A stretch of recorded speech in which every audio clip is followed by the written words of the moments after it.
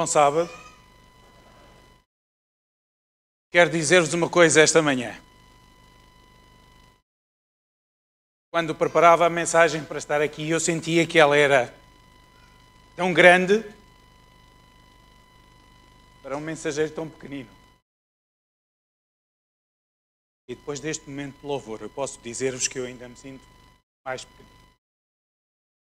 Obrigado, Lili, obrigado, Gustavo, porque eles para mim são grandes. São um exemplo de fé. Podem às vezes os coleguinhas do Gustavo entender que por algumas dificuldades que ele tem ou por algumas incapacidades de desenvolver algumas tarefas, se calhar poderá ter ou não ser uma referência, mas quem conhecer a experiência de vida do Gustavo, quem conhecer a experiência de vida da Lília, poderá reconhecer que eles são os nossos heróis de fé dos dias de hoje. Muito obrigado. E assim fica complicado. Quase que poderíamos terminar a mensagem por aqui, porque depois da história e do exemplo que nos foi transmitido pela Joelma na história para as crianças, de alguém que, com todas as limitações de um acidente aos 8 anos, escreveu milhares de páginas manuscritas em que, no rigor do inverno dos Estados Unidos, muitas das vezes não existiam nem capacidade de aquecimento, nem sacos de água quente, e então na lareira era aquecida uma pedra mais ou menos deste tamanho, envolta em panos e colocada aos pés de Ellen, para que ela, pela madrugada, tivesse uma pedra que a pudesse aquecer. Pois bem, é mesmo a pedra.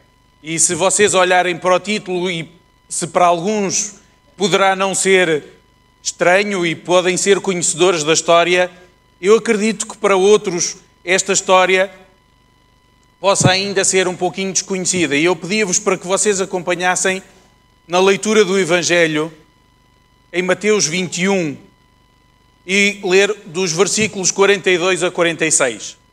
Para nós conseguirmos perceber a contextualização e percebermos o encadeado desta mensagem que eu considero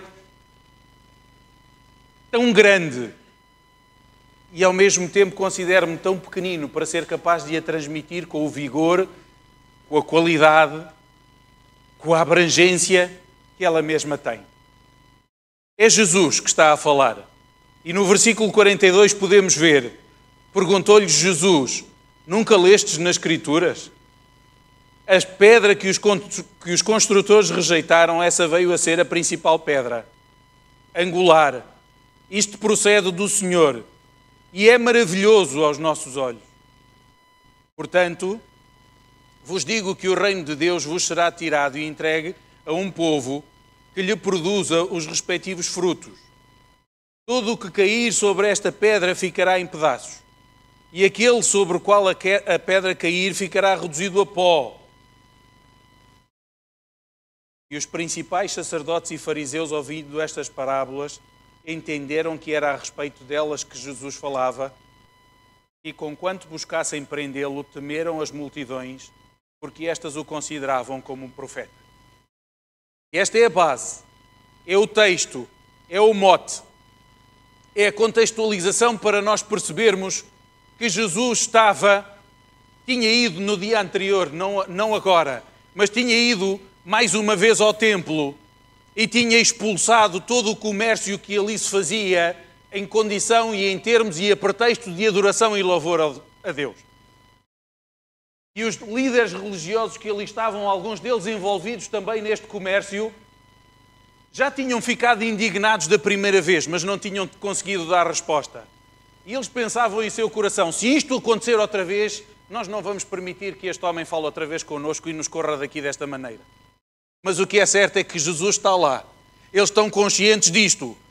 E Jesus volta a repreendê-los e a mandá-los embora, e eles vão. E pelo caminho eles sentem-se incapazes de contrapor a autoridade daquele homem com as suas vestes humildes, mas com tanto poder nas suas palavras. E no dia a seguir o Senhor Jesus volta. E lá estão a louvar que na medida em que os comerciantes, os gados e os líderes religiosos saíam do templo, vinham ao encontro de Jesus e perguntavam: onde está? Para que nós possamos ser curados. Naquele rebuliço e conversa, e diziam a autoridade com que Jesus falava e a forma como repreendeu as pessoas, alguns que tinham a fé mais pequenina deram meia volta e foram embora. Eles não sentiam, nem ousavam estar na presença deste homem que falava com tal poder. E então achavam que eles não poderiam ter direito a poderem ser curados. E se retiraram, juntamente com o gado e com a multidão de comerciantes. Os outros não quiseram saber. Eles estavam movidos pela fé, pelas histórias que já tinham ouvido. Era o seu último desejo. Já tinham recorrido aos sacerdotes, aos médicos e a toda outra coisa, e o seu problema continuava. E sentiam-se indignos. E no seu último desejo eles recorreram e eles entraram na mesma, no pátio do templo. E agora estava vazio do mugir, do balir dos animais, do tilintar das moedas e do silêncio. Passou a existir cânticos de louvor e gratidão, porque o cego via, o coxo conseguia caminhar, o surdo, pelo menos pela primeira vez, ouviu as vozes do mestre daquele que os curara. O cego, a primeira cara que contemplava era a cara de Jesus. E irrompiam agora louvor. E Jesus, ao final do dia, retira-se. E no dia seguinte volta. E agora mais revigorados, os líderes religiosos querem demonstrar a sua indignação. Querem implicá-lo em algum erro que pudesse justificar a sua imediata prisão. E então perguntam a Jesus: com que autoridade fazes estas coisas? E eles estavam à espera, confiantes que Jesus dissesse: é com a autoridade do céu. E então eles tinham justificação, porque ele não tinha estado na escola dos profetas. Ele não era sacerdote, ele não era levita, ele não tinha autoridade. E então o pudessem prender. Mas Jesus tem esta forma brilhante e desconcertante ao mesmo tempo de trabalhar. Ele diz: ok, eu respondo-vos a essa pergunta, se vocês me responderem a outra pergunta. Digam-me então vocês, João Batista, quando batizava, batizava em nome dos homens ou em nome de Deus? E estes homens começam a cochichar entre si e dizem: nós não podemos dar uma resposta. Porque se nós dissermos que é em nome dos homens e nós reconhecíamos que João Batista tinha poder e alguns deles tinham ido ouvir João Batista, nós vamos ser escorraçados pelo povo que está aqui. E se nós dissermos que é em nome de Deus, perdemos completamente a autoridade. Porque Ele vai nos dizer: então converte-te, arrepende e sejas tu também batizado. E eu vou perder a autoridade. E então qualquer uma das respostas era incómoda e eles não podiam responder e disseram: não sabemos. Mas o não sabemos subentendia: eu não quero responder. Quantas vezes o Senhor Jesus nos dirige uma pergunta? Quantas vezes na encruzilhada da nossa vida o Senhor nos coloca uma questão e ela é tão incómoda, ela é tão desconcertante, eu não estou pronto e eu opto por não responder. Provavelmente alguns de nós estamos aqui. E então Jesus, depois desta questão, ele diz então: também eu não vos vou dar a resposta. Subentendido, também eu não vos vou dar o pretexto que vocês querem para encurtar o meu ministério, porque eu ainda não terminei. Jesus falava com uma tal autoridade que estes líderes ficam incomodados, mas é dito de uma tal forma que eles não conseguem de forma alguma refutar. E Jesus conta agora duas parábolas. E duas parábolas, como o texto que nós acabamos de ler, que eles percebem que têm a ver com o próprio Jesus. Conta a parábola dos dois filhos, em que o pai vai ter com o primeiro e diz: vai trabalhar na minha vinha. E ele diz, o quê? Quem conhece a história?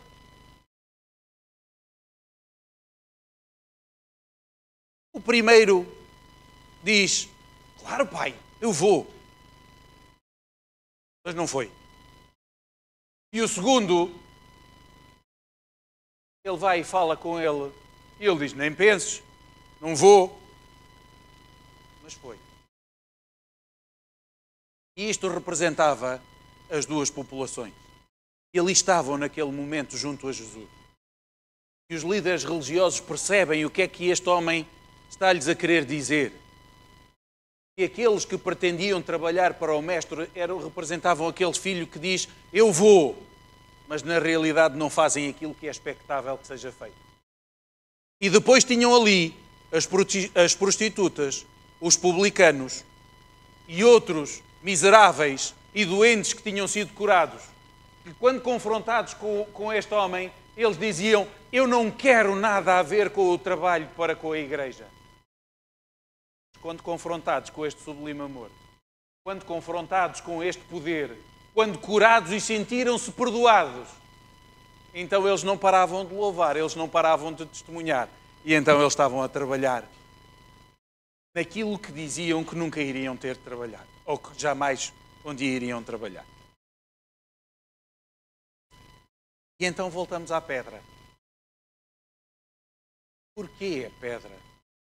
De onde sai a história desta pedra? Pois então eu digo-vos. Quando estava a ser construído o Templo de Salomão, a implicação que existia de já ser um espaço sagrado, ficou definido que não se iria produzir ruído no local onde o Senhor habitaria e se faria representar junto ao seu povo.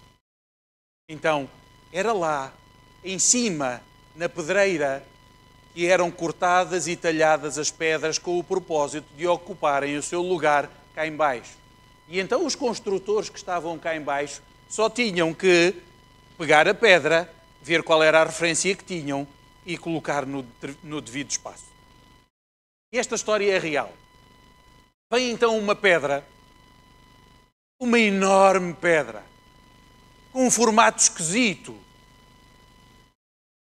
E comparativamente com as outras pedras e a visão dos construtores que ali estavam em baixo, era uma pedra desajeitada, era uma pedra disforme, não encaixava bem com as outras pedras que ali estavam. E então ficou ali, ao lado, à margem, no caminho. E começou a tentar-se fazer a construção. Eram utilizadas as outras pedras mais engraçadas ou mais maniáveis e eram colocadas. Mas aquilo que acontecia era que outra qualquer pedra que tivesse sido colocada como base, como pedra de esquina, das duas uma, ou não suportava o peso e era esmigalhada pelo peso das outras, ou rachava durante a noite com o frio da geada, ou quebrava quando o sol embatia no pino do meio-dia e o calor na sua dilatação fazia rachar. E as tentativas continuaram a ser feitas.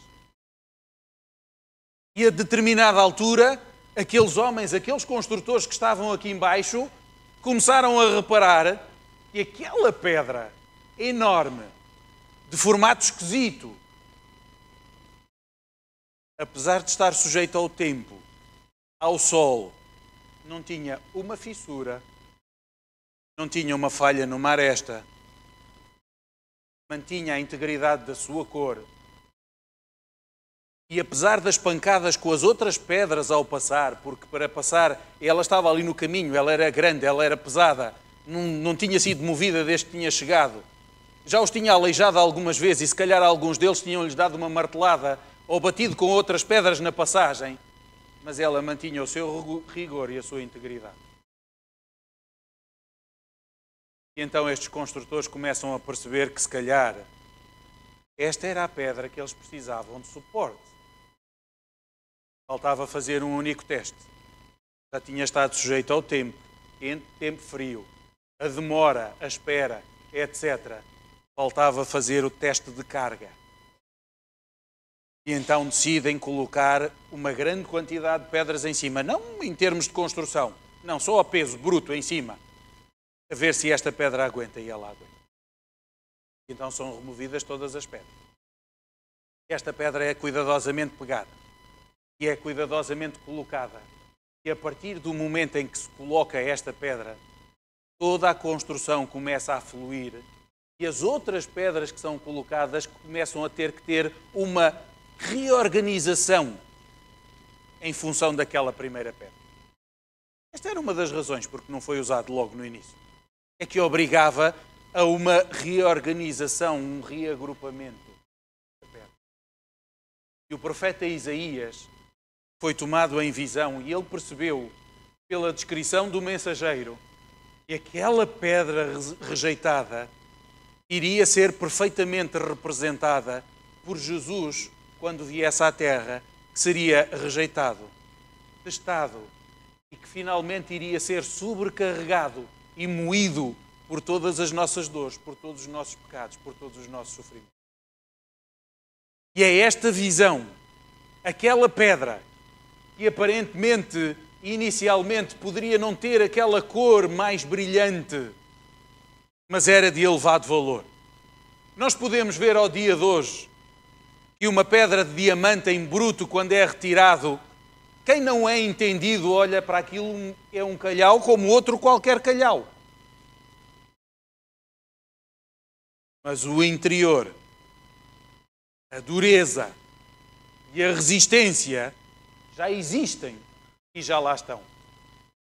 Estas pedras estão preparadas para suportar o aperto, estão preparadas para suportar a batida, estão preparadas não para serem cortadas, mas para serem elemento de corte. Nós podemos imaginar que aquela pedra que foi colocada como esquina no templo era um autêntico diamante, mas os construtores não tinham a capacidade de perceber o seu inteiro valor. Agora coloco-vos uma pergunta. De onde é que vinham as pedras? A pedreira. Era lá na pedreira. E o arquiteto estava a dar indicação de como cortar as pedras e para onde é que cada pedra devia ir. Mas os construtores que estavam cá em baixo, quando olhavam para o mapa e entendiam que queriam fazer à sua maneira e recolocar as pedras à sua maneira, era aqui que a coisa fazia a diferença. Porque cada pedra estava talhada para ocupar um espaço e não ser necessário fazer mais nenhum acerto. E este é o aspecto que nós temos que considerar e ter em consideração na nossa vida.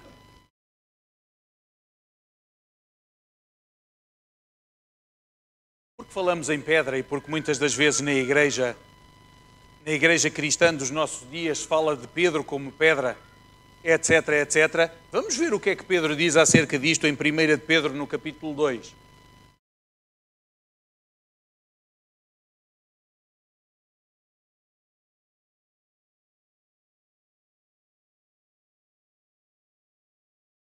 Primeira de Pedro, capítulo 2, e vamos ler os primeiros 10 versículos. E o que é que nos diz lá a Bíblia? Despojando-nos, portanto, de toda a maldade e dolo, de hipocrisias e invejas e de toda a sorte de maldicências, desejai ardentemente, como crianças recém-nascidas, o genuíno leite espiritual, para que por ele vos seja dado crescimento para a salvação. Se é que já tendes a experiência de que o Senhor é bondoso, chegando-vos para ele, pedra que vive, rejeitada, sim pelos homens, mas para com Deus eleita e preciosa, também vós mesmos como pedras que vivem, sois edificados casa espiritual, para seres sacerdócio santo, a fim de oferecer sacrifícios espirituais agradáveis, por intermédio de Jesus Cristo, pois isso está na Escritura: eis que ponho em Sião uma pedra angular, eleita e preciosa, e quem nela crer não será de modo algum envergonhado. Para vós outros, portanto, os que crestes, é preciosidade. Mas para os descrentes a pedra que os construtores rejeitaram, essa veio a ser a principal pedra angular, pedra de tropeço e rocha de ofensa, são os que tropeçam na palavra, sendo desobedientes para o que também foram postos.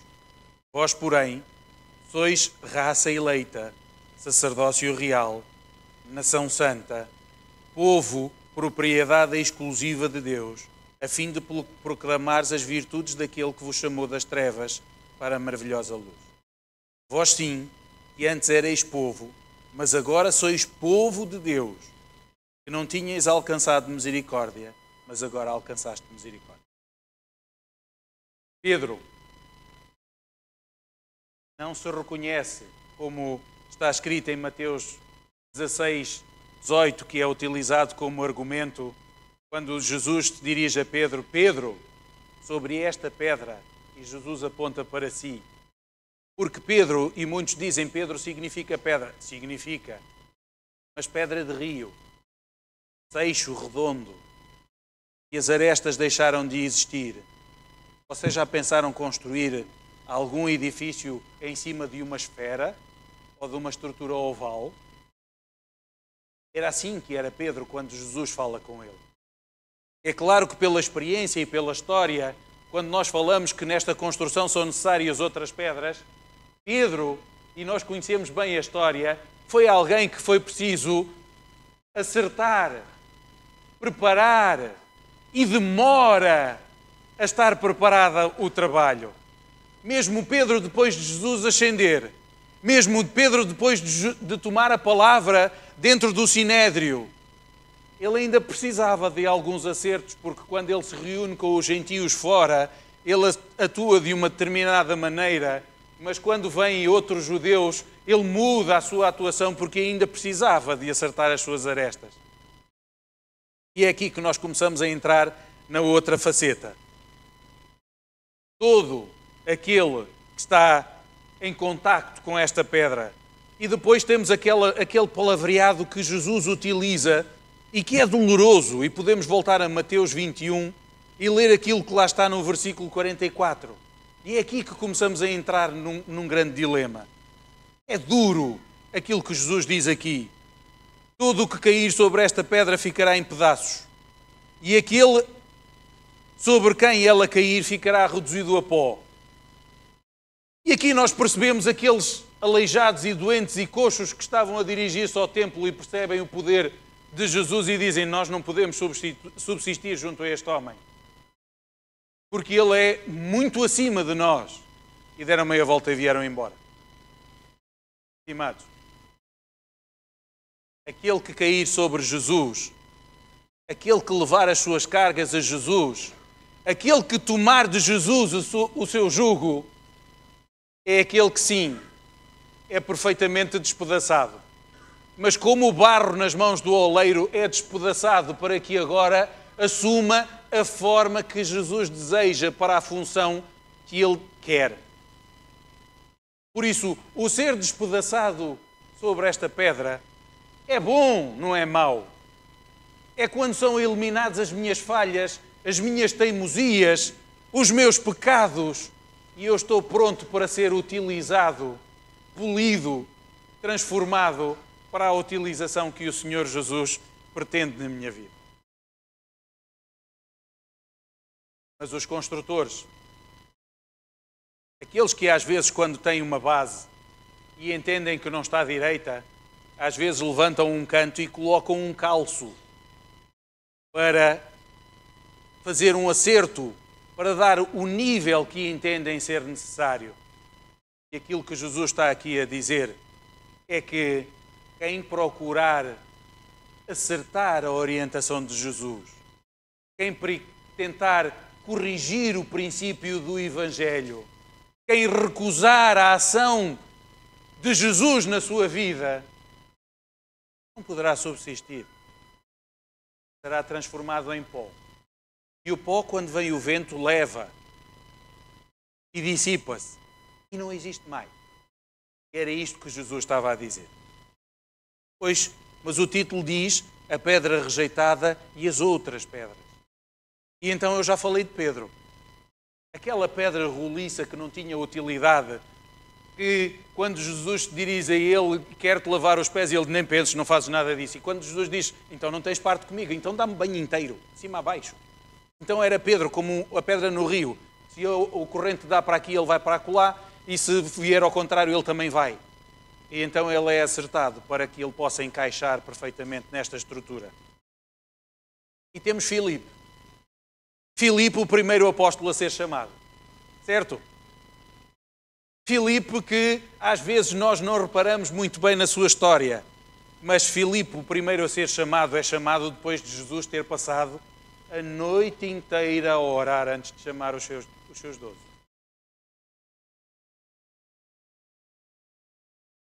Filipe é classificado como sincero e indagador da verdade. Mas, e em nós existe sempre um mas. E para Filipe o mas era tardio em acreditar. Ele demorava a acreditar no poder de Deus. Quando, junto à multidão, Jesus intencionalmente pergunta a Filipe onde se compraria pão para alimentar toda aquela população, tardio em crer Filipe desiluda Jesus, porque diz, nem uma grande quantidade de dinheiro vai permitir comprar pão para alimentar toda esta gente. Filipe já tinha visto alguns dos milagres de Jesus. E Jesus fica triste com Filipe, desapontado com a resposta. Mais tarde, quando Jesus está a dizer e a transmitir aos discípulos que quem vê ele e as ações dele é como se estiver a ver o Pai, Tomé fica feliz e Filipe diz, mostra-nos só o Pai, e nós ficamos felizes e contentes. Jesus volta a ficar triste com este Filipe, porque ele ainda não tinha aprendido nada. Quando ainda, noutra ocasião, os gregos, porque Filipe falava grego, se dirigem a ele e querem ter contacto com Jesus, Filipe, em vez de agarrar naquele grupo e levar aos pés do mestre, vai ter com André e diz, olha, o que é que fazemos agora? E volta a ficar triste, porque Filipe entendia que o Evangelho não era para aqueles que poderiam ir incomodar Jesus. Então pergunta a André, agora o que é que a gente faz? Mas, na continuidade, na devoção, na aprendizagem, este Filipe veio a demonstrar-se extremamente útil depois de estar preparado e faceado para encaixar neste mural da fé, neste muro de testemunho em que a base estava Jesus. João é descrito como o discípulo amado. Era o mais novo. Mas quando começa a contactar com Jesus, bem, então não tinha nada de meigo nem de amado. Ele era chamado um dos filhos do trovão. Ele reconhecia que Jesus tinha algo de muito especial. Mas se alguém ousasse dirigir incorretamente as palavras a Jesus, ele partia para a violência. A grande vantagem porque ele vem a ser o discípulo amado é porque ele tinha um coração aberto, tão genuíno como uma criança, e absorvia toda aquela informação.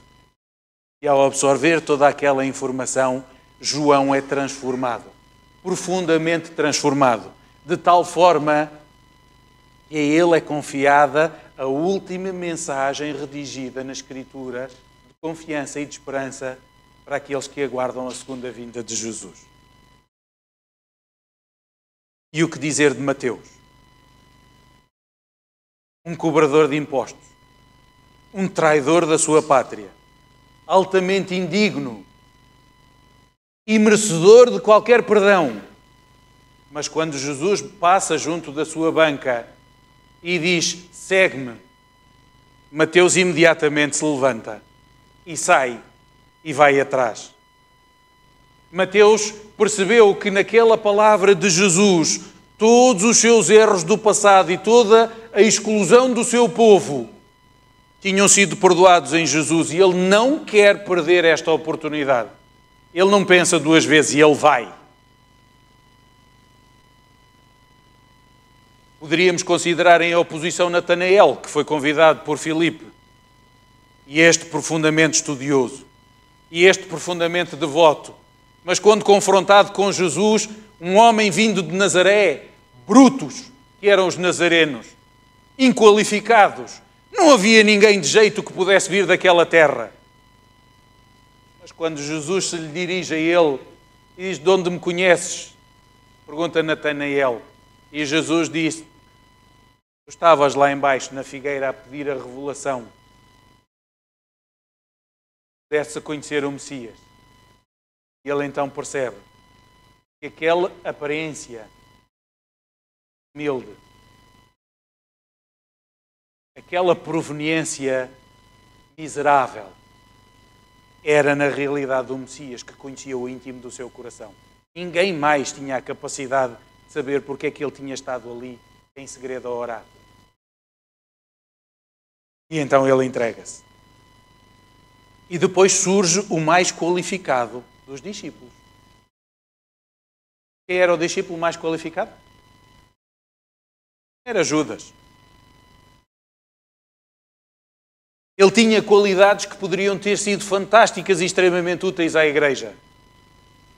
E a razão por que ele é aceito por Jesus é porque se Jesus o tivesse recusado, os outros discípulos iriam duvidar do ministério de Jesus e provavelmente ele o iam abandonar. Mas em todo o lado estranham a frieza com que Jesus recebe Judas.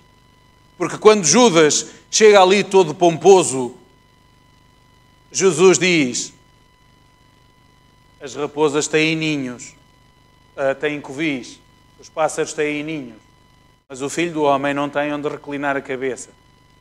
Ele está a dizer a Judas: toma atenção, porque aquilo que deseja o teu coração de pompa e circunstância, tu não vais ter, porque eu não vim para fazer isso.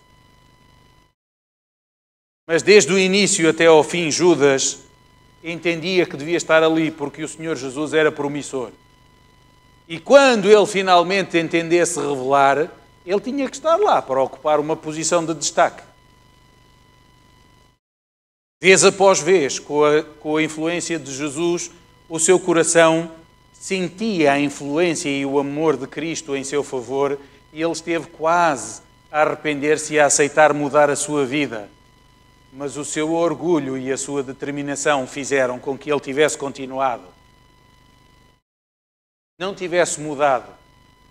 E ainda tivesse entendido, tal qual os construtores, que visto que Jesus nunca mais se despachava a assumir o reino, assumir o processo de traição, porque quando Judas trai Jesus e aceita as moedas, etc. e tudo mais, ele tem dois propósitos. Um, estar na vantagem dos sacerdotes. E ganhar algum dinheiro, claro. Dá jeito. E dois, ele não estava à espera que Jesus se deixasse matar. Ele estava à espera que quando tentassem matar Jesus, ele assumisse a sua plena glória e derrotasse todos aqueles e ele pudesse dizer: estás a ver, se não era eu a ir dar-te um empurrãozinho, tu nunca mais te assumias. Nunca mais arrumavas a casa e nunca mais nos libertavas do jugo romano. E então tenho que assumir um ministério qualquer para mim. E é aqui que Judas, depois quando confrontado finalmente, percebe que errou. Não se arrependeu, mas ficou triste porque os seus intentos não produziram o resultado que ele estava à espera. Estimados, é claro que eu até agora estive a falar dos apóstolos e dos líderes religiosos do tempo de Jesus. Mas aqueles que aqui estão sentados e aqueles que nos acompanham lá em casa, de certeza que se conseguiram identificar com um ou com outro apóstolo pelas características que o meu coração tem. E a questão que existe é que, independentemente daquele com quem tu te assemelhas, independentemente da condição em que tu estás, o Senhor Jesus aceita-te agora. E quando tu levares as tuas dificuldades, as tuas preocupações, as tuas angústias, esta pedra é suficientemente larga para suportar o peso de todos nós. Ela foi testada, ela foi moída e não apresentou nem sequer uma fissura. E continua a ser o suporte do Evangelho e o mote da nossa fé.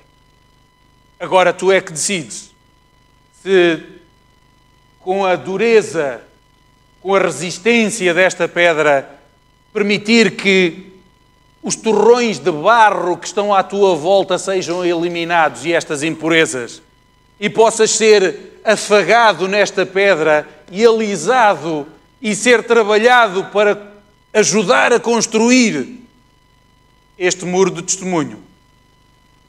Ou podes não aceitar e querer fazer oposição, mas quando esta pedra assentar, tu serás perfeitamente destruído e distribuído pelo vento por todo o lado, e não será reconhecida mais a tua existência.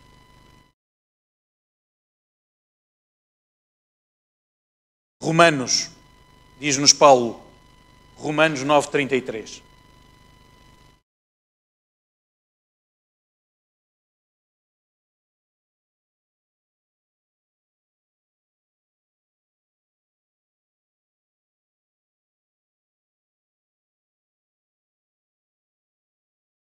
E é com esta certeza que nós devemos terminar.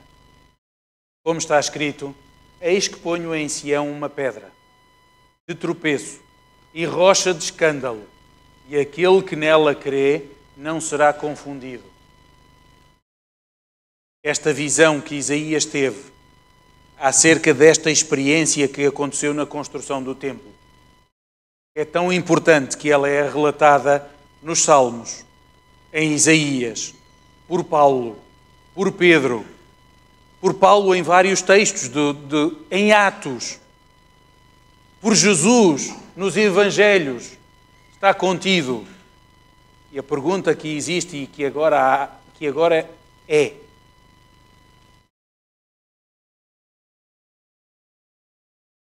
qual é o adjetivo que tu vais ter no teu coração para esta pedra?